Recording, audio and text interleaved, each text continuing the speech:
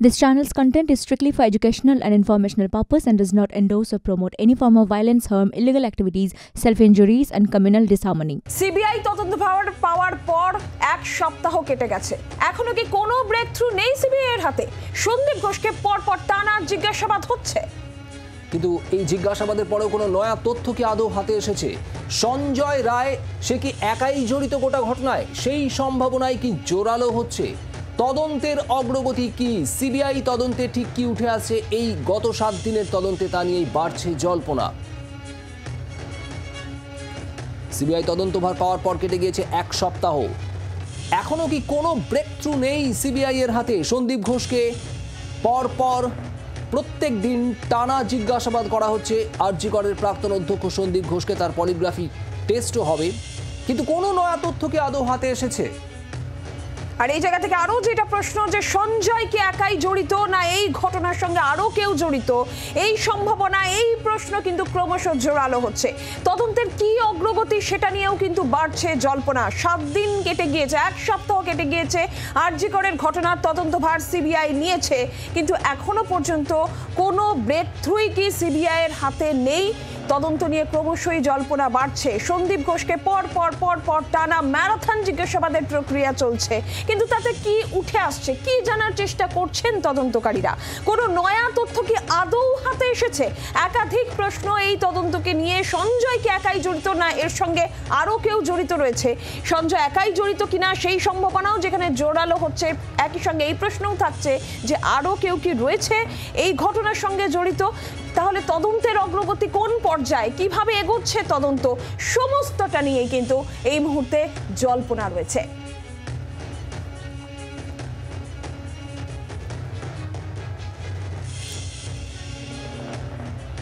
আমাদের দুই প্রতিনিধি রয়েছেন আরজি কর হাসপাতাল, সেখান থেকে রয়েছেন আমাদের প্রতিনিধি রনয়, এবং সিজিও কমপ্লেক্স থেকে আমাদের প্রতিনিধি নান্টু হাজরা রয়েছেন। শুভদীপ, আমরা যদি প্রথমে আরজি করের পরিস্থিতি একটু জানি, তার কারণ আরজি করের পরিস্থিতি আমরা অবশ্যই জানার চেষ্টা করব। তার কারণ জুনিয়র ডাক্তাররা তারা আজকে সিজিও কমপ্লেক্সে গিয়েছিলেন এবং তদন্তের অগ্রগতির বিষয়ে জানতে তারা সিজিও কমপ্লেক্সে সিবিআই আধিকারিকদের সঙ্গে কথা বলার চেষ্টা করেন এবং তারা বলেছিলেন যে সে বিষয়ে কথা বলার পর, সিবিআই আধিকারিকদের বক্তব্য জানার পরে এই কর্মবিরতি নিয়ে তারা তাদের সিদ্ধান্ত জানাবেন। সেই মতো সিজিও কমপ্লেক্সে আন্দোলনকারীরা যান, যদিও তদন্তের অগ্রগতি নিয়ে কিছুই জানায়নি সিবিআই, তারা এটা জানান। আর এই কারণেই কর্মবিরতি এখনই তুলে নেওয়া হচ্ছে না বলে জানিয়েছেন আন্দোলনরত জুনিয়র চিকিৎসকরা। আর ঠিক এখানেই রনয়ের কাছে জানতে চাইব, রনয়, তদন্তের অগ্রগতির বিষয়ে তারা জানতে চাইছিলেন। 7 দিন, টানা 7 দিন ধরে সিবিআই তদন্ত করছে। সন্দীপ ঘোষ শুধু নয়, একের পর এক ব্যক্তিকে টানা জিজ্ঞাসাবাদ করা হয়েছে এবং তারপর ঠিক কোথায় দাঁড়িয়ে আছে তদন্ত, কোনো ব্রেক থ্রু কি মিলেছে, এটাই জানতে চাইছিলেন জুনিয়র চিকিৎসকরা, যদিও সিবিআইয়ের তরফে কিছুই জানানো হয়নি। আর তারপরেই কর্মবিরতি না তোলার সিদ্ধান্ত। এই মুহূর্তে ঠিক কি মনে করছেন তারা?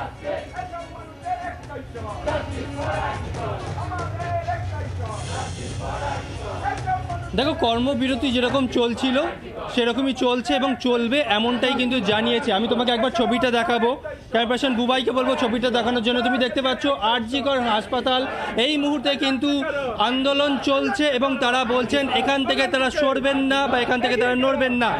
আপনারা আন্দোলন করছেন, কিন্তু এই আন্দোলন বা এই কর্মবিরতি কতদিন চলবে? আপনারা কি কর্মবিরতি তুলবেন? সুপ্রিম কোর্ট তো আবেদন করেছে। দেখুন, আমরা যেটা পরিষ্কার বলতে চাই বারবার, যে 15 দিন ধরে আমরা যেই দাবি নিয়ে আমরা লড়ছি, সেই দাবিটা হলো জাস্টিস। আমরা বারবার বলতে চাই যে ঘটনাটি ঘটেছে, আমাদের সাধারণ মানুষের আজকে দৃঢ় বিশ্বাস যে এই ঘটনা একজনের পক্ষে হতে পারে না, মাল্টিপল অ্যাকিউজ থাকতে পারে। তাহলে সেই সূত্রের কোনো সূত্র আমরা দেখতে পাচ্ছি না। আপনারা জাস্টিসের কথা বলছেন, একই সঙ্গে নিজেদের নিরাপত্তার কথা বলছেন, তো নিরাপত্তার ক্ষেত্রে তো এখন তো সিআইএসএফ এসছে। হ্যাঁ, দেখুন, এখানে সিআইএসএফ এসেছে, কিন্তু আমাদের যেটা দাবি ছিল সেটা হলো যে বা দোষী তাদের যেন প্রত্যেকের শাস্তি হয়, সমান শাস্তি হয়।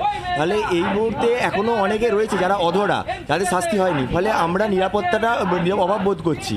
ফলে আমাদের দাবি আছে যে যারা যুক্ত আছে সিবিআই তদন্ত নিয়ে তারা ঠিক কি মনে করছেন, তার কারণ টানা 7 দিন ধরে সিবিআই তদন্ত করছে। আজ তারা গেছিলেন সিবিআই আধিকারিকদের সঙ্গে কথা বলতে। এই সিবিআই এর তদন্ত নিয়ে কি মনে করছেন, কিভাবে দেখছেন?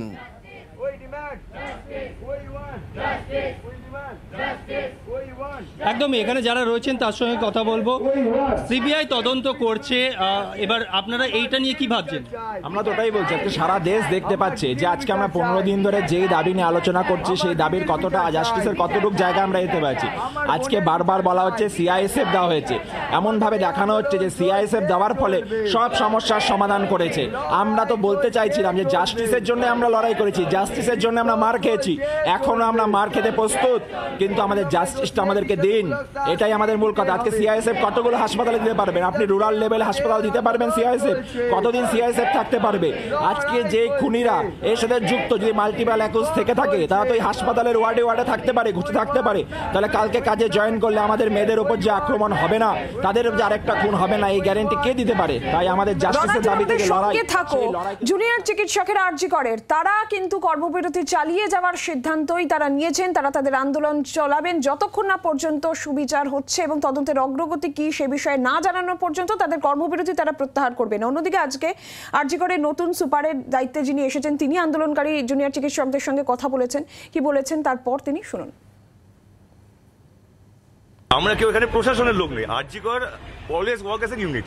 এখানে একজন স্টুডেন্টের যা অধিকার, similarly intern, house staff, PGT, SR, principal, MSVP, all staff ফ্যাকাল্টির অধিকার কিন্তু একটাই, কলেজটা তো ওদেরই। তো ওদের কলেজের মধ্যে কোথায় লুপহোলস আছে, কোন জায়গাটা গেলে আমি আরো তাড়াতাড়ি রিপেয়ার করতে পারবো। So I just came here, একটা decision needed from them as far as service is concern. আজকেই ধরুন ফর এক্সাম্পল আমাদের ওপিডিতে অলমোস্ট মোর দেন 1100 পেশেন্টস দেখিয়েছেন। তো service is coming to normal. আমার সবারই তো দাবি একটা জায়গাতে সবারই সেম, যে উই ওয়ান্ট জাস্টিস। এটা আমরা সবাই প্রথম থেকে আমরা বলে এসেছি। নাম্বার 2 আমাদের ফার্স্ট রাইট ছিল দ্যাট ইজ সিকিউরিটি, যেটা আজকে আমার মেন কথা। সিকিউরিটি আমাকে অ্যাসিওর করতে গেলে অফ আরজি কর মেডিকেল কলেজ, সেটা হস্টেল হোক, ক্লাসরুমস হোক, এনি সেমিনার রুম হোক, এনি হস্টেল হোক, সেটা কে দেখিয়ে দেবে কোথায় কোথায় কি আছে, সেটা তো ওরাই দেখিয়ে দেবে। So that is the only reason. এবং আফটার আমার বাচ্চাদের কাছে আমি আসবো, এটাই তো মজা, বাবা মা বা ছেলে মেয়ে একসঙ্গে থাকি, তো it's a family and will be the best family in Asia. এটা আমি জোর গলায় বলে। বাংলার আওয়াজ, বাঙালির আবেগ, জি 24 ঘন্টা।